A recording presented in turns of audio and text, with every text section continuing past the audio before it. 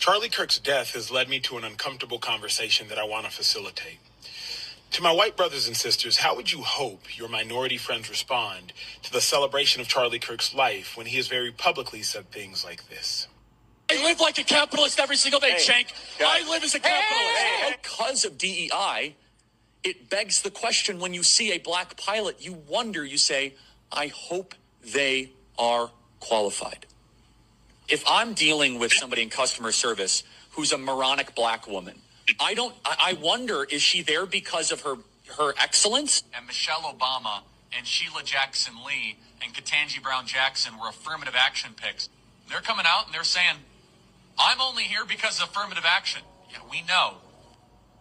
You do not have the brain processing power to otherwise be taken really seriously. Refer to Asian individuals by the C word, a word too violent for me to even utter. We started this whole thing off wrong. I would suggest you do some research and get some context about things before you start formulating your opinions.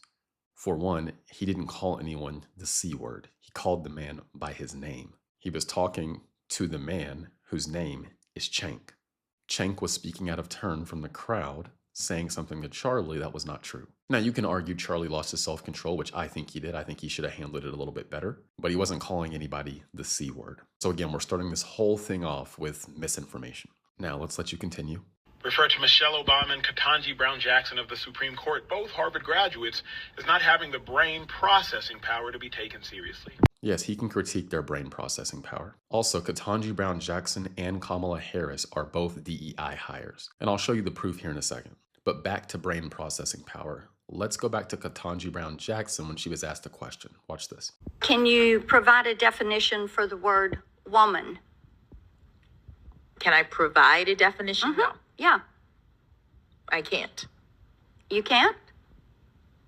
I think you and I can both agree that a woman wanting to be nominated for the Supreme Court should be able to define what a woman is. It's not rocket science. Now let's go back to the proof of DEI. Listen to Joe Biden.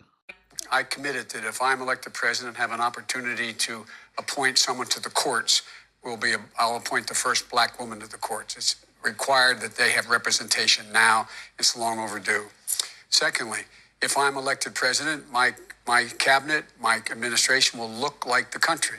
And I commit that I will, in fact, I'll pick a woman to be vice president. So yes, in the 2020 primaries, Joe Biden told us what he was going to do. Ketanji Brown Jackson and Kamala Harris were both DEI hires or appointees or picks, whatever you want to say. And his DEI appointee to the Supreme Court couldn't even define what a woman is. Joe Biden didn't say, hey, I'm going to go find the absolute best person for the job. I don't care if they're a man, I don't care if they're a woman. I'm going to go find the best person for the job. He said, I'm going to put women in both positions, and I'm going to put a black woman on the Supreme Court. And that is the energy the left was trying to spread across the country. And for a while, that was spreading across the country. There are also many people on the left who try to lower standards for black people. So just because someone like Joe Biden says somebody's qualified, what is their definition of qualified? So what Charlie Kirk is saying makes perfect sense. If you know a bunch of people are getting put in positions due to the color of their skin, that begs the question, are they actually qualified? Because we know it's not about merit at this point,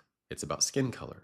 And Joe Biden was trying to set that precedent from the top. So no, Charlie's not wrong for saying that. And also, I want to go back to Charlie saying this. If I'm dealing with somebody in customer service who's a moronic black woman, I wonder, is she there because of her excellence? I think a lot of people are going to take that out of context, and he said that black women are moronic. That is not what he said. He was being very specific with what he said. He said a moronic black woman. He didn't say black women are all moronic. He's giving a very specific situation. If there's a moronic black woman in customer service that's not doing good at her job, he wonders if she's there due to merit or if she's a DEI hire because people are focusing on skin color aggressively in their hiring processes. That's not racist. So I'm not speaking for white people. I can't speak for them specifically here. What I'm saying though is I would expect black people to be able to see these things for what they are and not be emotionally manipulated by compilations that aren't really accurate about what's going on. I would expect black people to do their research, no offense, like you didn't because you thought he called him a slur when he just called him by his name. I would expect us to do more research about many of these topics rather than just seeing something taken out of context and then latching onto that and saying, oh, he's racist, he's a bigot, he's this, he's that. So I would expect black people to be better than that and see through a bunch of these lies that are being spread. And then if you're able to see through the lies that are being spread, there's no reason to be offended about people celebrating his life. Anyway, just a reminder, I have a free email newsletter where I give you morning updates about what's going on, and this is where I give you more in-depth information. This is one of the only places I cannot be censored. The link is in my profile. Just go there, click the link. You'll see this screen here. Drop your email in, hit subscribe, and you'll be good to go. Anyway, that's all I got for now. We'll see you in the next one.